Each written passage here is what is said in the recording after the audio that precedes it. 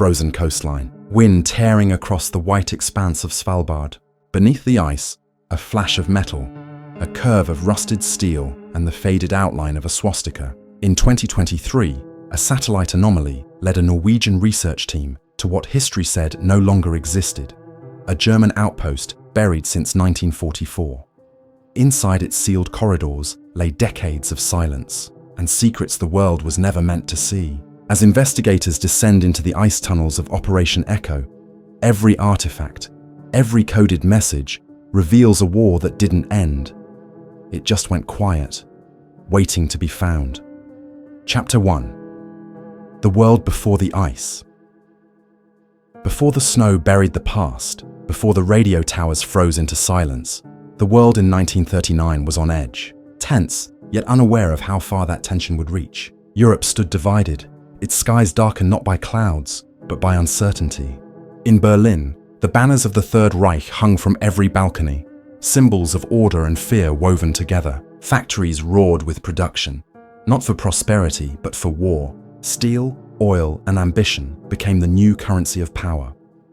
Far to the north, the Arctic remained untouched, a place of pure cold and quiet winds. Yet, even there, the great powers watched with interest.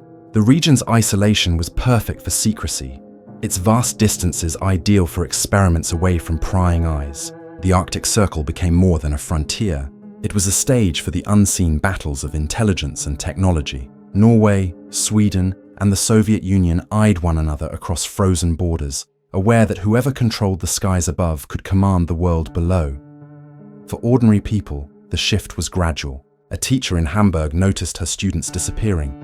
Reassigned to youth camps, a fisherman off Tromsø began hearing strange pulses on his radio, rhythmic and mechanical, unlike any transmission he'd ever heard.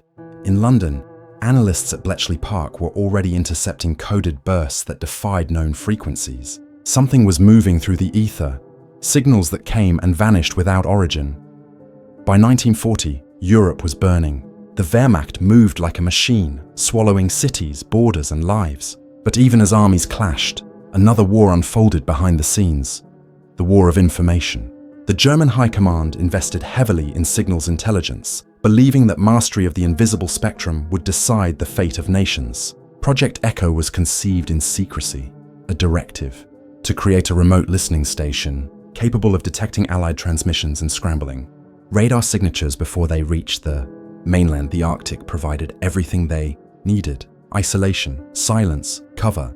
In the dead of winter, U-boats and supply planes carried scientists, engineers, and soldiers to a hidden inlet on Svalbard's northern coast. There, under the midnight sun, they built something no one was supposed to find. A complex buried beneath ice and rock, powered by experimental generators and shielded by the Earth itself. It was more than a base. It was an experiment in survival, technology, and deception. For the men stationed there, life became a blend of monotony and dread.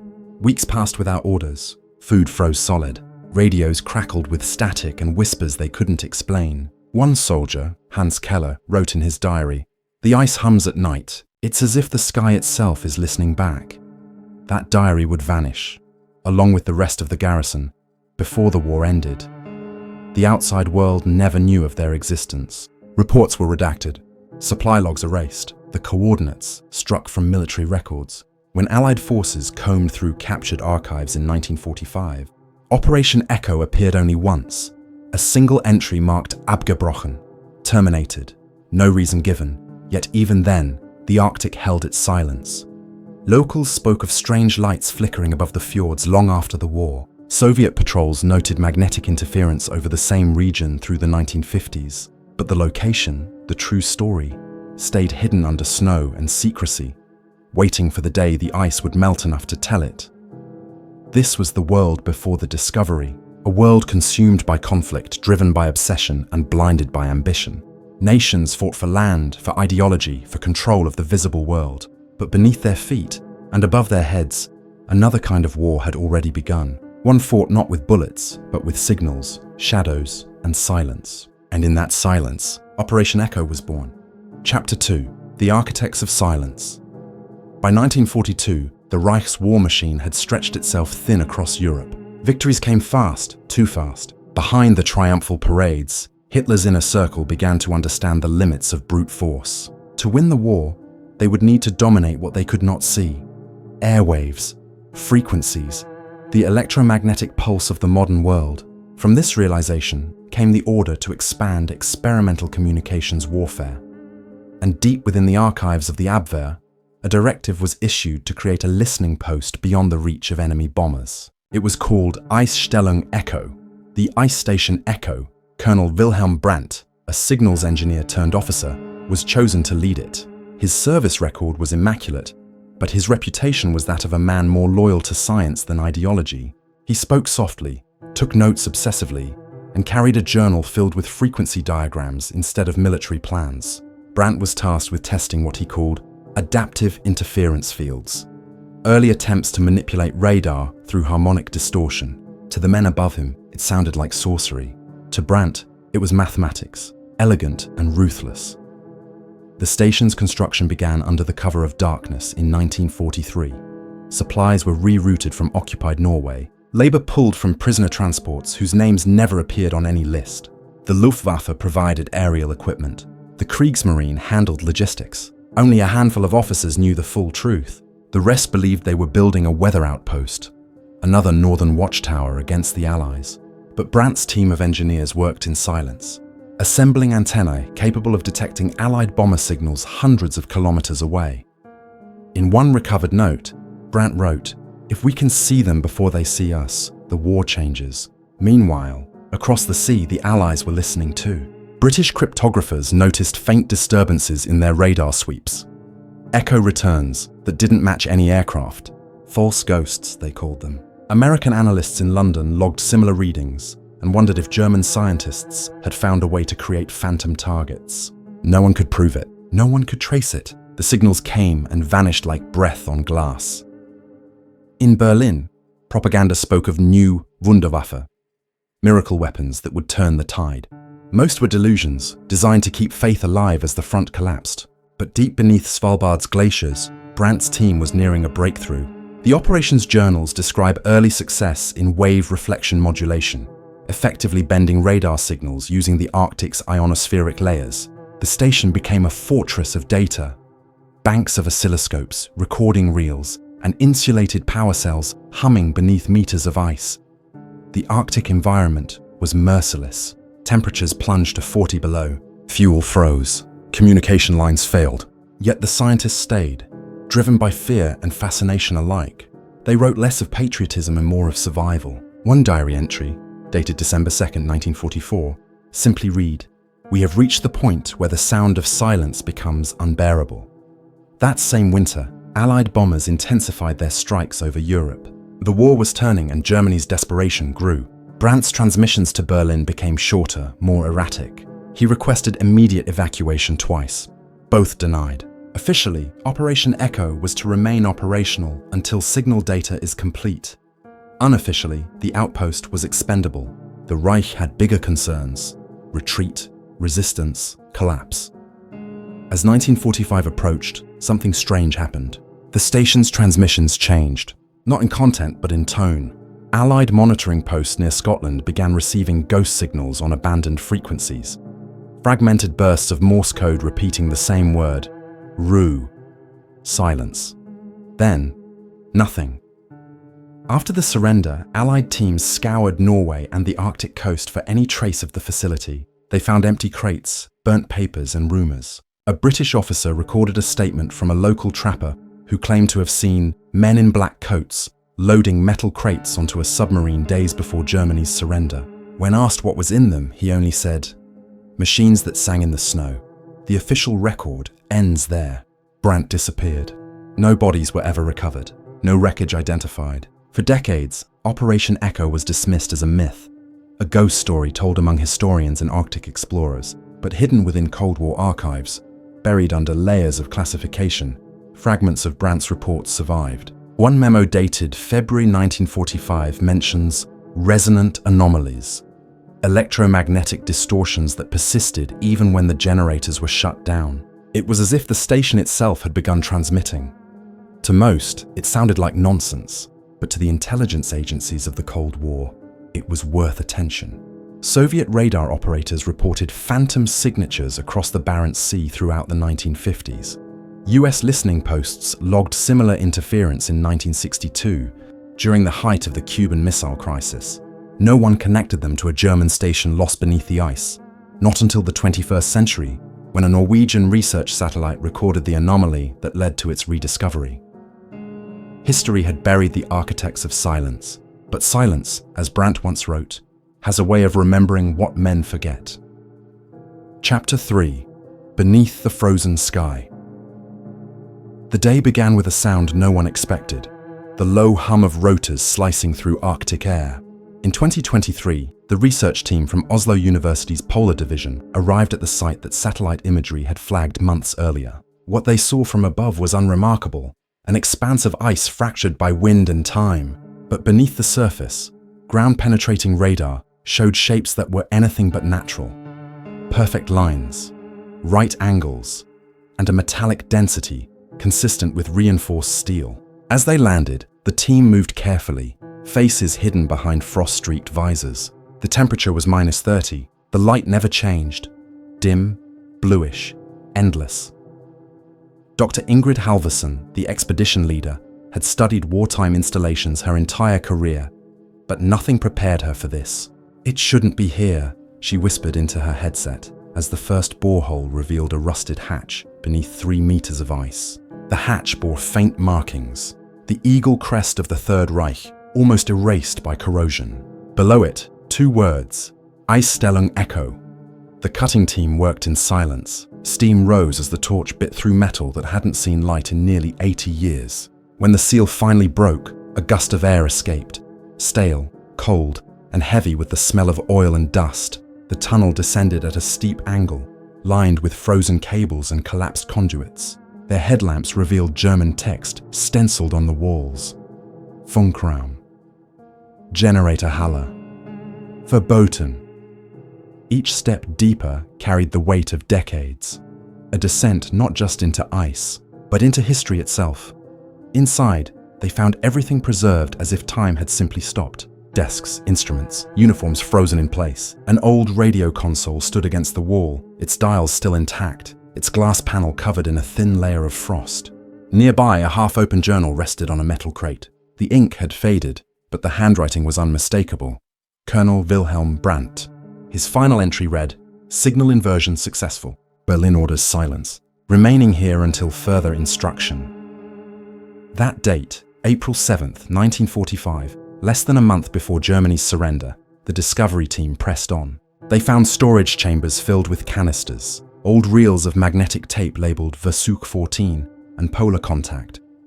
When powered, a few of the machines still hummed faintly, their capacitors holding charge after all this time. One of the younger technicians, Lars Johansson, managed to connect a playback line to a modern interface. What emerged from the static chilled everyone in the room. Rhythmic bursts of sound, followed by a deep, continuous tone. It wasn't random. It was patterned, deliberate. A signal repeating every 21 seconds. Halvorsen ordered the equipment shut down immediately. The camp outside had begun to pick up interference on their radios. Soft pulses that mirrored what they'd heard below. One of the engineers joked nervously, "It's still talking to us." No one laughed. Hours later, as a snowstorm gathered over the fjord, they began exhuming the main chamber, a circular room lined with decayed cables and an enormous parabolic dish aimed upward through a carved shaft of ice. The metal gleamed dull silver under their lights. Along the rim, words etched in German. Hört der Himmel zu? Does the sky listen? What happened next was chaos captured only partially by their helmet cameras. Power fluctuated, tools shut off. The generator outside stuttered and died. Then came the sound, a low vibration that seemed to rise from the ice itself. Halvorsen later described it as a voice without source. Instruments recorded intense electromagnetic fluctuations, enough to disrupt their GPS and communication systems. For 20 minutes, all contact with the outside world ceased. When systems returned, half the equipment had failed. The dish stood motionless again, silent, lifeless. Yet something in the team had changed. A sense of being watched, of standing inside someone else's memory. They packed samples, secured the tapes, and sealed the hatch once more. No one spoke during extraction. Back in Longyearbyen, the Norwegian government classified the site within 24 hours. Officially, the discovery was a wartime storage cache of minimal significance. Unofficially, the Defense Ministry dispatched intelligence officers to confiscate all data and equipment. The research team was debriefed under non-disclosure orders, but leaked footage, 37 seconds of raw video, found its way online weeks later. It showed the radio console lighting up, meters dancing as the same 21-second pulse echoed through the speakers. Experts from NATO and civilian labs analyzed the clip.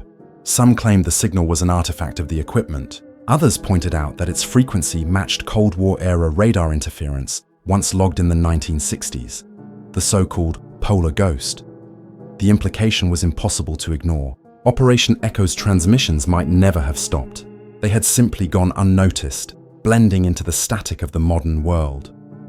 In the following months, independent researchers began tracing old radio logs, cross-referencing coordinates, and uncovering fragments of declassified Allied reports. One, dated 1953, mentioned recurring harmonic interference emanating from uninhabited Arctic zones, consistent with unknown source. Another, stamped top secret, US Navy SIGINT division, warned of persistent anomalous carrier waves potentially originating from former German installations.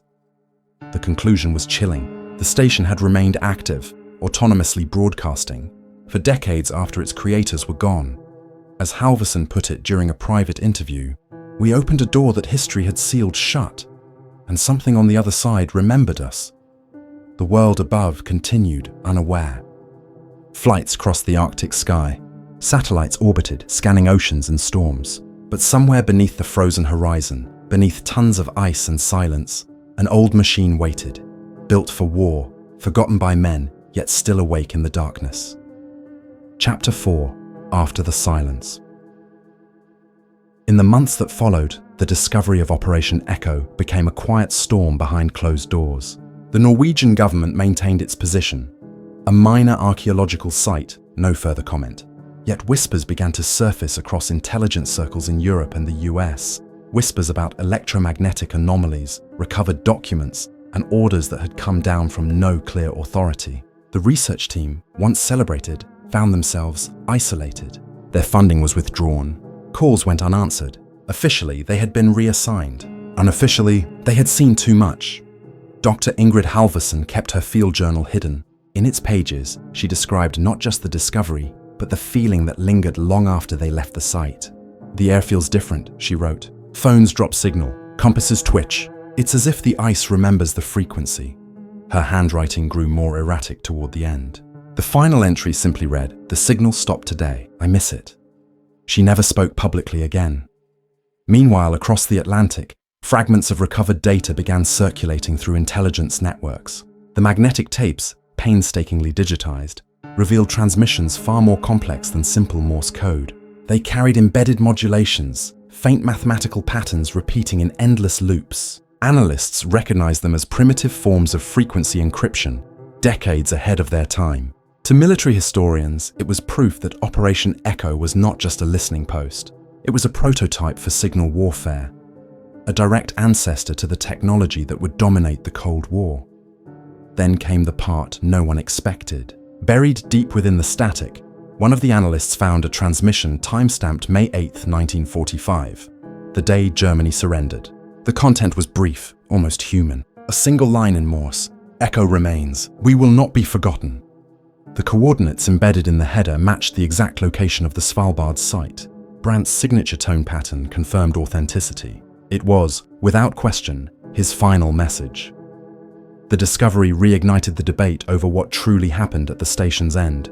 Did Brandt and his men die there, entombed by snow and silence? Or did they deliberately bury their creation? A final act of loyalty to a collapsing regime, or perhaps an act of defiance against it? The truth, as always, was tangled in the cold logic of war.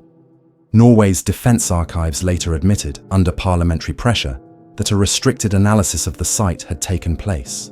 Radiation readings were elevated but non-threatening.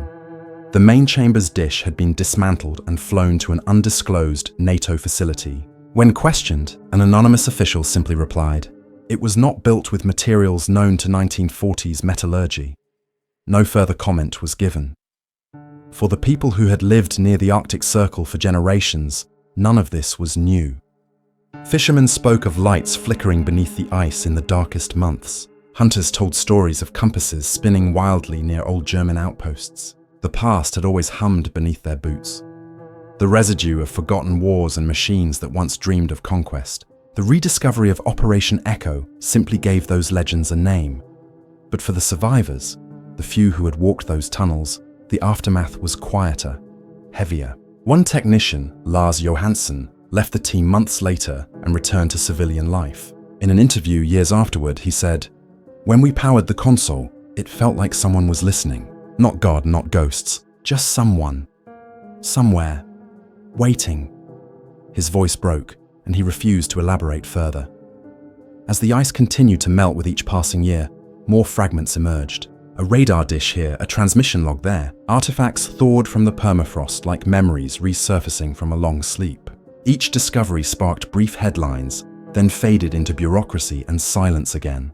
The pattern was always the same: denial, redaction, and the quiet return of secrecy. The world moved on, distracted by new conflicts, new crises. But in certain rooms, quiet, windowless rooms, people kept listening to the Arctic frequencies. When the recordings were finally released under the Freedom of Information Act in 2042, most of them were indecipherable. But one segment, a faint hum that grew and faded in perfect rhythm, caught the attention of historians and sound engineers alike. Its oscillation matched the human heartbeat at rest. The signal was alive in its own mechanical way. For the families of the men who vanished in 1945, the revelation brought a strange kind of peace. They had spent lifetimes wondering what became of their fathers and grandfathers. Now, they knew. They had stayed, by choice or by fate, to guard something the world wasn't ready to understand. Their memorials in Hamburg and Kiel now bear the inscription, "To those who listened into silence." The world after the silence was one of uneasy acceptance. We had found what we were never meant to find. We had proved once again that war leaves no corners untouched, not even the frozen edge of the earth. And beneath that ice, time had preserved not just machines, but intent, the echoes of a war that reached for control of the invisible. Dr. Halverson's final public words, spoken before her disappearance, still resonate. We look for history in ruins, but sometimes it's still transmitting, waiting for us to tune in. The broadcast of Operation Echo may have stopped, but its silence even now continues to speak. Chapter 5. The Legacy Beneath the Ice. 80 years after the fall of Berlin, the last great secret of the war still breathes beneath the Arctic. What began as a forgotten signal in the snow became a reminder of something larger, that history doesn't end when the shooting stops. It lingers, embedded in metal, memory, and the quiet persistence of what men once built to control the unseen. Operation Echo was not just a station, it was a mirror held up to the ambitions of its age. The belief that knowledge could conquer uncertainty, that silence could be mastered. In the decades following its rediscovery, nations argued over ownership. Norway claimed archaeological authority. Germany distanced itself, citing post-war treaties. The United States and Russia both requested limited access for scientific collaboration. None of them admitted the truth, that the technology found there predated many Cold War systems by nearly a generation. The records hinted that Brandt's frequency models may have influenced both NATO radar development and early Soviet countermeasures. His theories of harmonic reflection, dismissed by physicists of his time, were quietly adopted, improved, and weaponized. The Cold War had ended, but his echoes had already shaped it. In classrooms and documentaries, Operation Echo became a case study in forgotten warfare. Not the war of tanks and bullets, but the war of information, of invisible weapons that hummed across the atmosphere, bending perception itself. Young historians debated whether Brandt had been a loyalist, a visionary, or simply a man who couldn't stop listening. His notebooks, partially translated, revealed no ideology, only obsession. "The world is sound," one entry read, "and sound is truth if you know how to hear it." Outside the archives, the Arctic changed. The ice receded, revealing more remnants. A collapsed generator room, a frozen skeleton still wearing its insignia. Teams recovered reels of recording tape perfectly preserved in vacuum-sealed containers. Among them, one labeled Echo Enphase. The final test recording was unlike the others. It contained no data, no code, only a faint heartbeat, steady and human, recorded over 20 minutes. Experts confirmed it was Brandt's. He had recorded his own pulse as the last signal transmitted before sealing the facility. A man alone in the frozen dark, sending proof of life into the airwaves. For many, that single act transformed the story from a tale of secrecy into one of solitude. Operation Echo stopped being about Nazi science and became something quieter. A human being trying to leave a trace in a world collapsing around him. The signal wasn't propaganda nor defiance. It was memory, preserved as vibration, asking only to be heard. The implications reached further than history. Military engineers re-examined long-classified Cold War incidents, radar ghosts, unexplained signal loops, phantom pings in submarine communication. Many now trace their roots to Echo's technology. The Arctic dish, dismantled in secrecy, reappeared in a joint research site under NATO jurisdiction in Greenland. Its design principles influenced modern stealth and radar jamming systems, a legacy built upon frozen ghosts. Yet, despite the science, one truth remains: every advancement born from war carries its own silence, the silence of those who never returned. Beneath layers of ice, war's machines may sleep, but they still hum faintly with the memory of purpose. And in that hum, we hear the faint echo of ambition, fear, and the fragile hands that built them. Standing today at the edge of the Svalbard fjord, there is little to see. The snow covers everything. The wind howls the same as it did in 1945. But if you bring a radio, an old one, tuned just right, you might still hear a pulse in the static, a rhythm that doesn't belong to the weather, just a whisper, buried under the hiss of time. Maybe it's nothing. Maybe it's interference from a passing satellite. Or maybe it's the last trace of Colonel Brandt's signal, bouncing endlessly across the ionosphere. A voice frozen in motion, still asking, does the sky listen? And if it does, what does it remember? Because the true legacy of Operation Echo isn't found in its machines or its equations. It lives in the unanswered question that hangs over every discovery we make. How far will we go to master what we don't yet understand? And what part of ourselves will we lose in the silence that follows? The ice may one day melt completely. The tunnels will collapse. The metal will rust to nothing. But the signal, the idea of it, will endure, not as a weapon, but as a warning that even the quietest parts of history can still be heard. If you listen long enough,